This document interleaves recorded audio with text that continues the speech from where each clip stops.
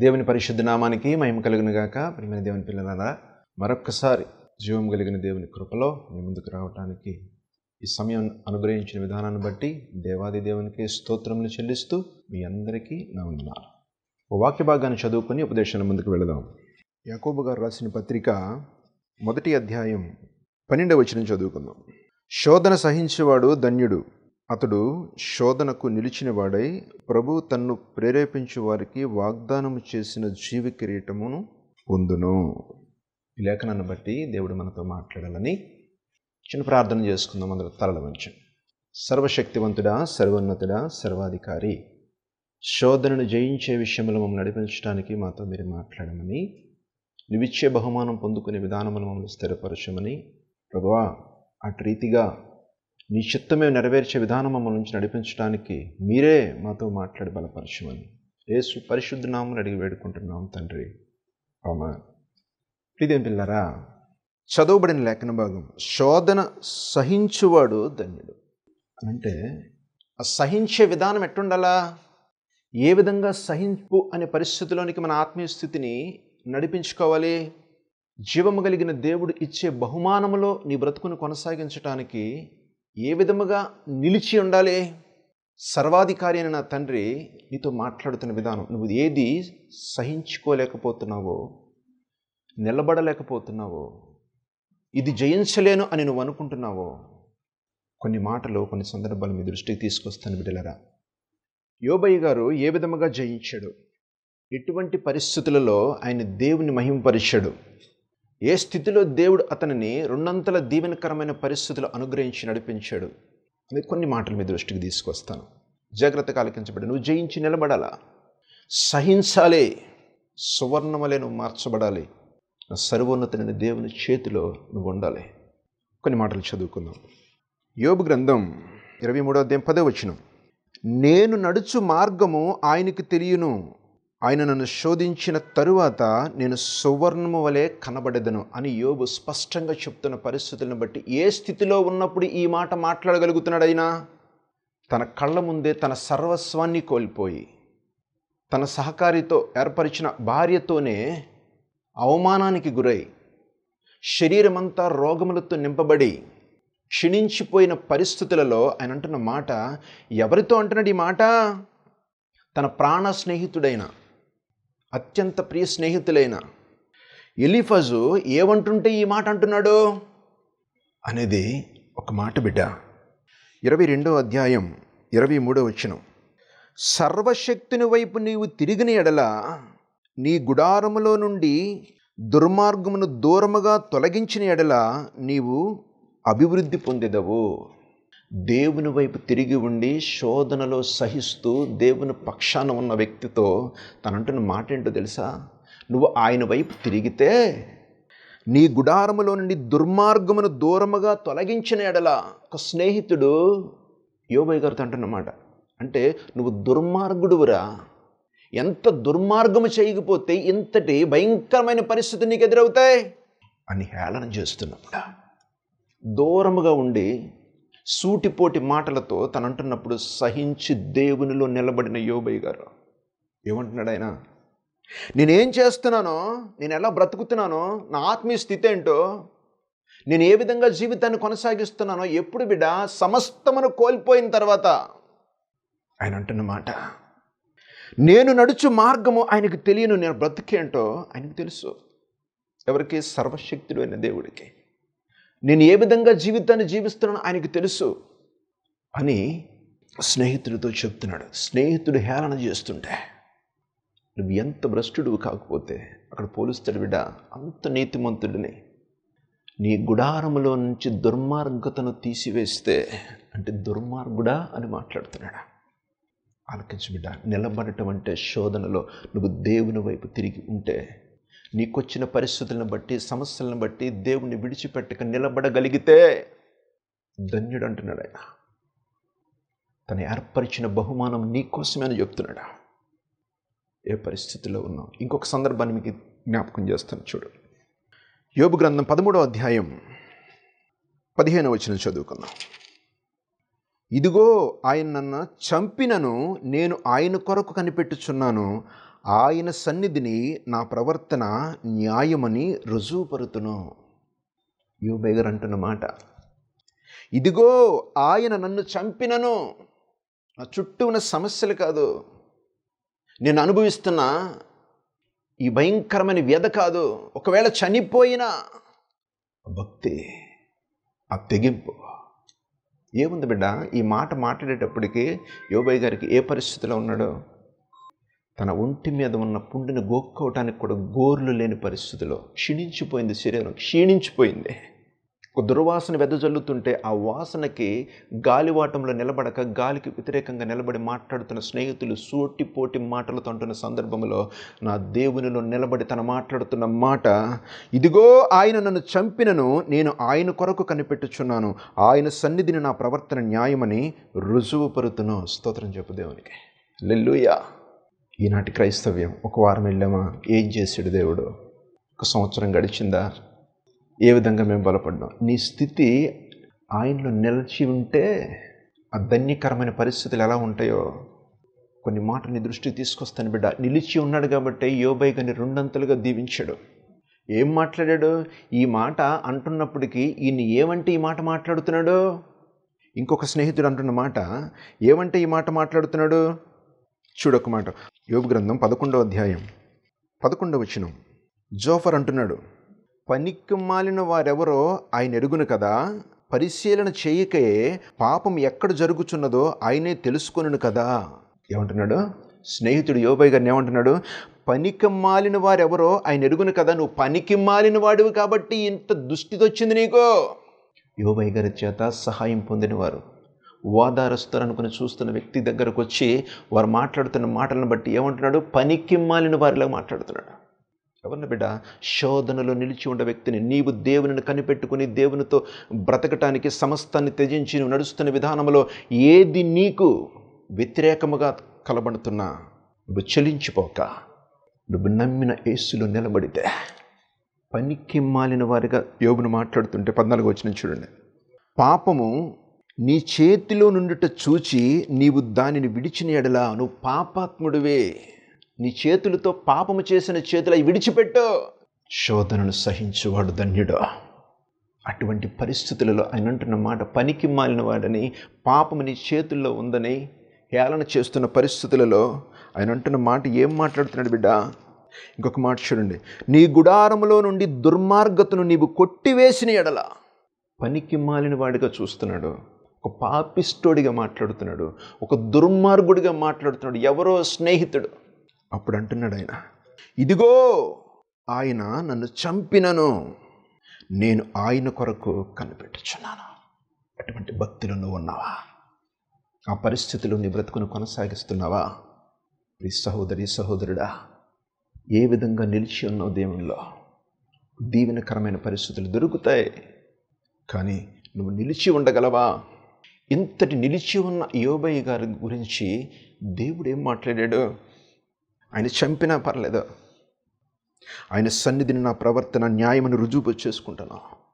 మాట్లాడుతున్న మాటల ప్రకారం నేను అటువంటి పాపిష్టుడిని కాదు, అటువంటి దుర్మార్గత నాలో లేదు, అటువంటి పాపం ఈ చేతులు చేయలేదు అని వివరణ ఆడికి ఇవ్వకపోగా సర్వశక్తివంతుడైన దేవుని వైపు చూస్తూ ఆయన సన్నిధిని నేను రుజువు చేసుకుంటాను.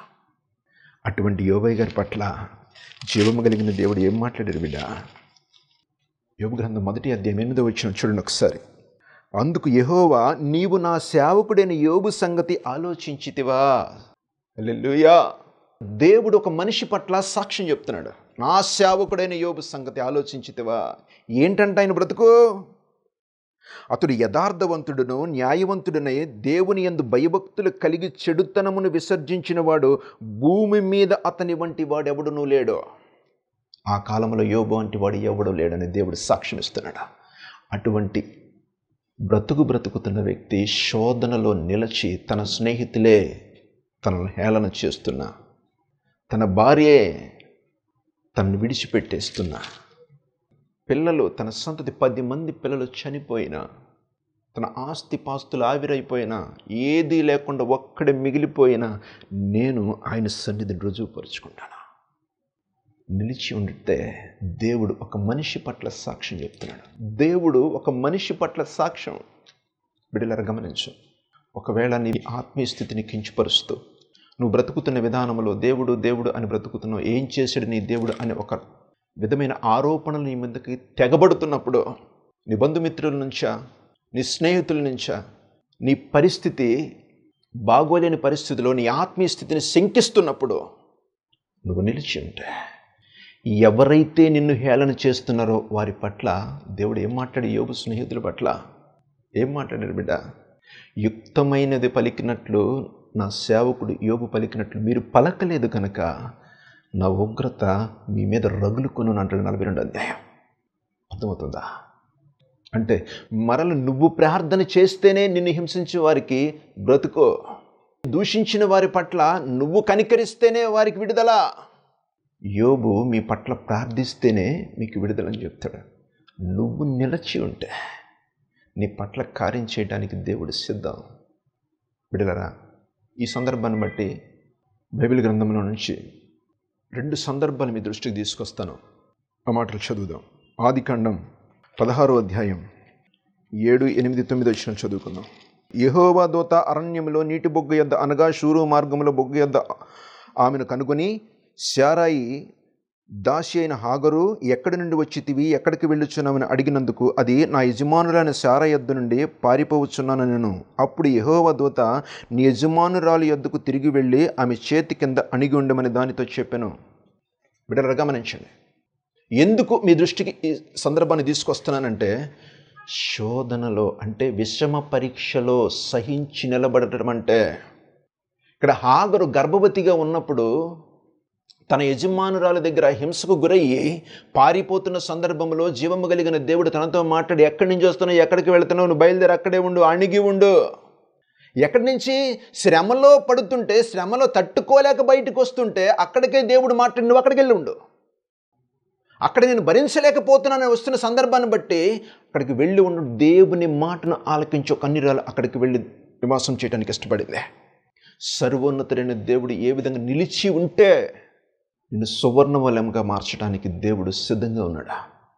నీ శ్రమను చూసి భయపడక, అవమానం చూసి కృంగిపోక, సర్వశక్తివంతుడైన దేవుని వైపు చూసి యోబు వలె నీ సన్నిధి నేను రుజువు చేస్తానంటున్నాడే, నేను సువర్ణ వలె మార్చబడతానంటున్నాడే. అట్టి రీతిగా నీ ఆత్మీయ స్థితి బలపడి యోబయ్య గారి మాటలు ఏ విధంగా నువ్వు ఆలకించావో అదే రీతిగా ఆ తల్లి తన శ్రమను చూసి భయపడి పారిపోతున్న సందర్భంలో దేవుని వాక్కును విని అదే ప్రాంతం నివసించడానికి వెళితే నీ సంతతికి నేను తోడుంటానని దీవిస్తానని చెప్పాడు దేవుడు. స్తోత్రం చెప్పదేవనికి. హల్లెలూయా. బిడ్డలు గమనించు. వెళ్ళి తిరిగి అక్కడికి వెళితే, ఎక్కడి నుంచి అక్కడికి, శోధనలో నుంచి తప్పించుకోవడానికి బయలుదేరుతున్న వ్యక్తిని మరలా అక్కడికి వెళ్ళి నిలిచి ఉండనివ్వు అని మాట్లాడుతున్న సందర్భాన్ని బట్టి అక్కడ నిలబడి ఉండగలిగితే ఏం చేశాడు? ఆ తల్లి పట్ల ఎటువంటి కార్యం జరిగించాడు? తన సంతతికే తోడున్నాడు. తన సంతతికి రాజులను కలగజేశాడు, విస్తరింపజేశాడు. దేన్ని బట్టి నువ్వు చలించిపోతున్నా? దీవించగలిగిన దేవుడు సర్వశక్తివంతుడు. నీ ఆత్మీయ స్థితిలో నువ్వు నిలబడగలుగుతున్నావా? దేవునికి ఇవ్వవలసిన సమయం, ఆయనతో పెనుగులాడవలసిన విధానం, ఏ పరిస్థితుల్లో నీ ఆత్మీయ స్థితి ఉంది, ఏ చిన్నవి కూడా చెలించిపోతున్నావా? సర్వశక్తివంతుడైన దేవుడు నీకు తోడుంటాడు. ఆ మాట ఆలకించి ఆ శ్రమలో ఒదిగిపోవటానికి వెళ్ళిపోయిన తల్లికి తోడయ్యుండి తన సంతతిని విస్తరింపచేసి తన సంతతికి రాజులను కలగజేసి ఉన్నతమైన స్థితిలో ఉంచడానికి దేవుడు కృప చూపించాడు. స్తోత్రం చెప్పు దేవునికి. హల్లెలూయా. ఇంకొకసారి స్తోత్రం చెబుదామా? హల్లెలూయా. బిడ్డలారా, నువ్వు నిలబడవలసింది యేసులో. శోధనను సహించువాడు ధన్యుడా. ఎంత ధన్యత ఇచ్చాడా! తన సంతతిని తోడుండటమే కాక తన సంతతికి కలిగిన సంతతి 12 మంది రాజులంటే పనికి మన్నుడెవడు లేడు, రాజులే. అటు వాగ్దానం ఆ తల్లి జీవితంలో దేవుడు నెరవేర్చాడా? ఇంకొక సందర్భాన్ని జ్ఞాపకం చేస్తాను చూడండి. ఆదికాండం 29వ అధ్యాయం 31వ వచనం. లేయా ద్వేషించబడుట యెహోవా చూసి ఆమె గర్భము తెరిచెను. ఏ పరిస్థితుల్లో లేయా ద్వేషించబడుతుంది? తను చేసిన తప్పేంటి? ఏ పరిస్థితుల్లో ఆమె ద్వేషించబడుతుంది? తల్లిదండ్రులు వారిష్ట ప్రకారము ఆమెకు పెళ్లి చేశారు. ఆమె కలిగిన స్థితి ఏంటి? జబ్బు కండ్ల గలది. అంటే చూపు సరిగా కనపడదేమో, ఎవరు చేసుకుంటారన్న ఉద్దేశంతో మోసగించి తనను పెళ్లి చేస్తారు. ఆ పెళ్లి చేసిన పరిస్థితులను బట్టి యజమానుడు ఆమె దగ్గర చేర్చుకోక, కన్న తల్లిదండ్రులకి చెప్పే స్థాయిలో తన బ్రతుకులేక నిలిచి ఉండిపోయిందంతే. ఎక్కడా కూడా వ్యతిరేకమైన ద్వారంలో ఆమె బ్రతకలా. ఎందుకని? దేవుడు చూస్తున్నాడు అనే మాట రాయబడింది కదా. ఎవరిని చూస్తాడు దేవుడు? నీతిమంతుల మీద ఆయన కనుదృష్టి ఉంటుంది అన్నాడుగా 1 పేతురు రాసిన పత్రిక 3వ అధ్యాయంలో.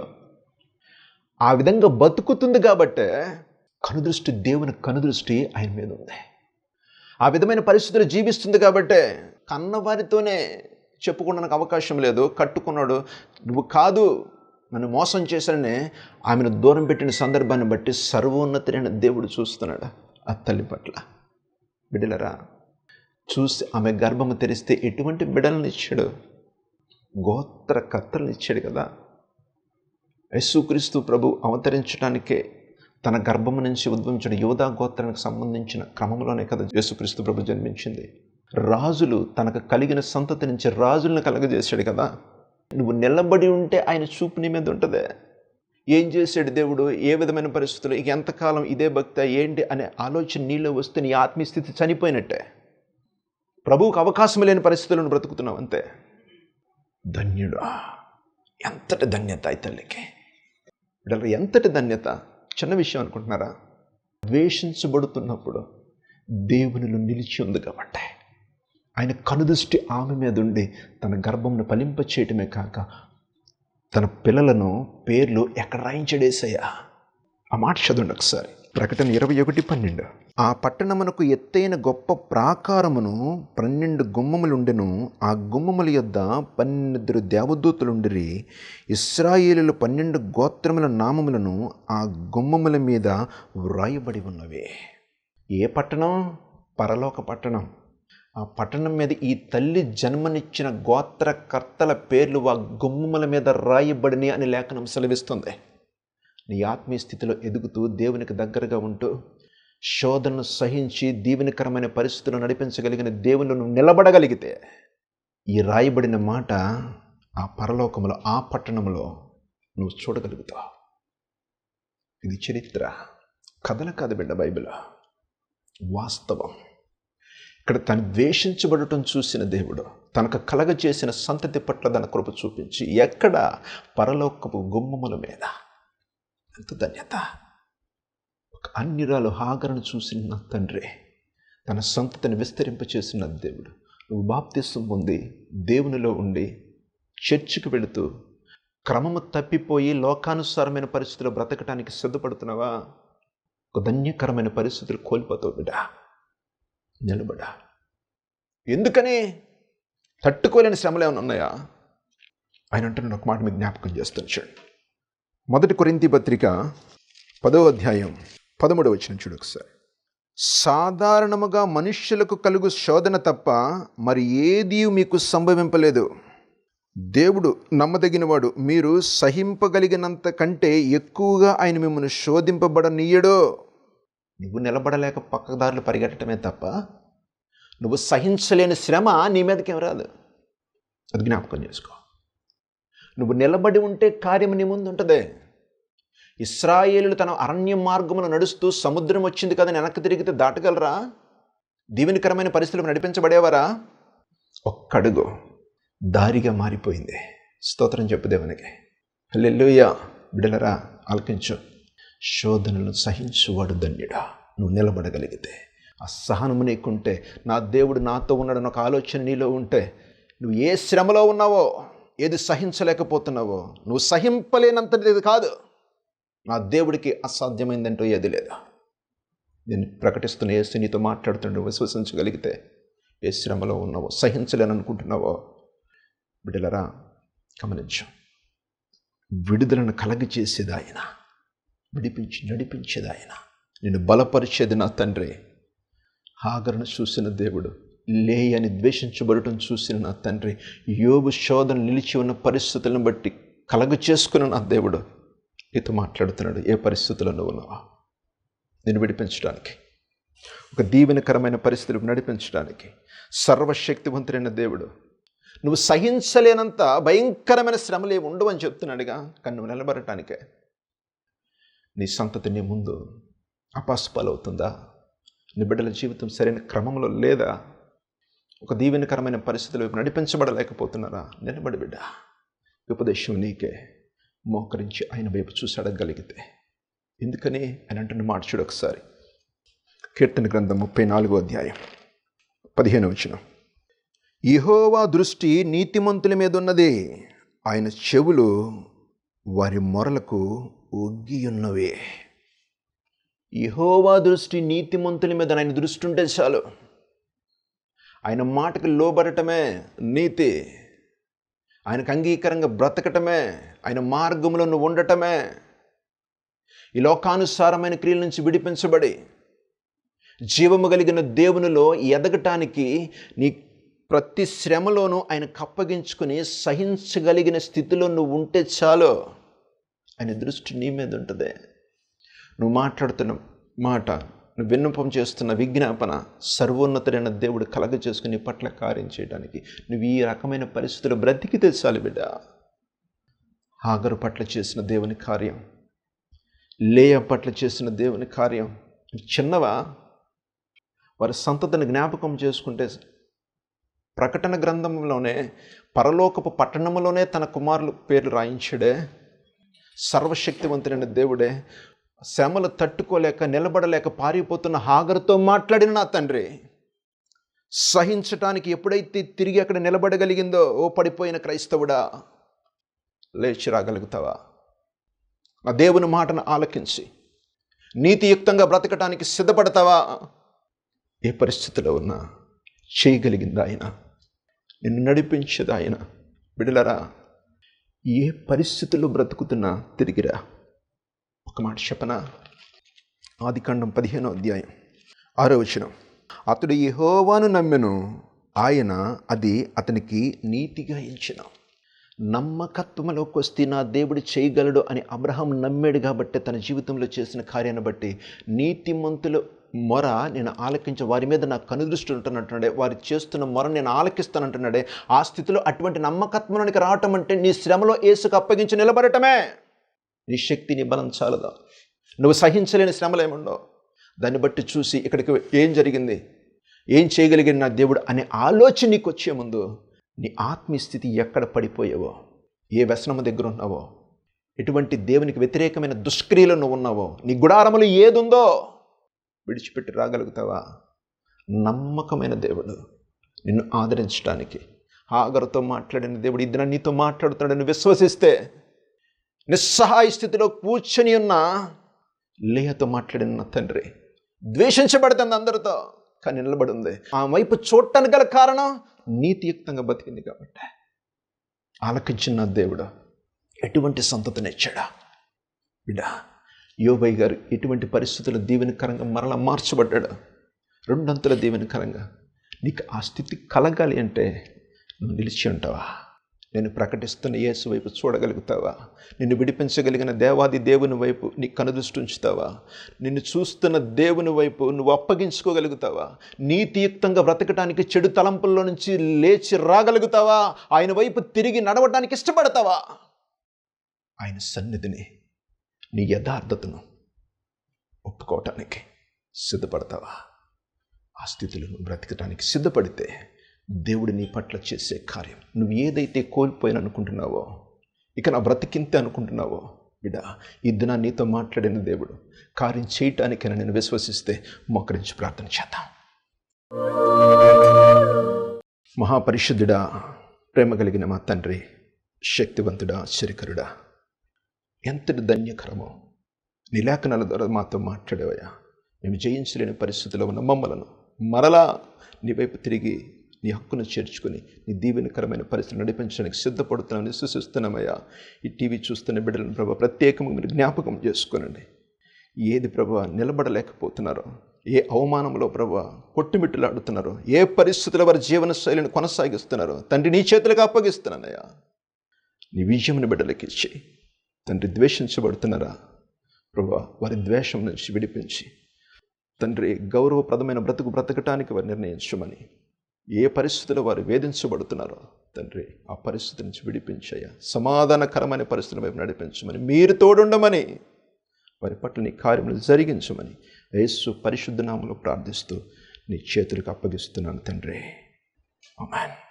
చదివిన పిల్లరా, ప్రతి వారం క్రమము తప్పక ఈ ఉపదేశముని మీ దృష్టికి తీసుకురావడానికి కొంత ఆలస్యం మూలముగా రాలేనిపోయిన పరిస్థితులను బట్టి మరలా అవి వేయటం జరుగుతున్నది. నూతనమైన ఉపదేశాలతో మేము ముందుకు రావడానికి మీ ప్రార్థనలు మమ్మల్ని జ్ఞాపకం చేసుకోనండి. ప్రార్థన అవసరతలు ఉన్నట్టయితే ఈ స్క్రీన్ మీద వస్తున్న నెంబర్లకు ఫోన్ చేయండి. మీ పట్ల భారం కలిగి ప్రార్థన చేయడానికి ఎల్లప్పుడూ మేము సిద్ధం. ఆమేన్. ప్రభు యేసుని నమ్మాలి అందరూ, యేసుతో నడవాలి ప్రతొక్కరు. ప్రభు యేసుని నమ్మాలి అందరూ, యేసుతో నడవాలి ప్రతొక్కరు. జీవమిచ్చేదొక్కడే, నిత్య జీవమిచ్చేదొక్కడే, అతడే యేసునాథుడు, అతడే యేసునాథుడు. ప్రభు యేసుని నమ్మాలి అందరూ, యేసుతో నడవాలి ప్రతొక్కరు.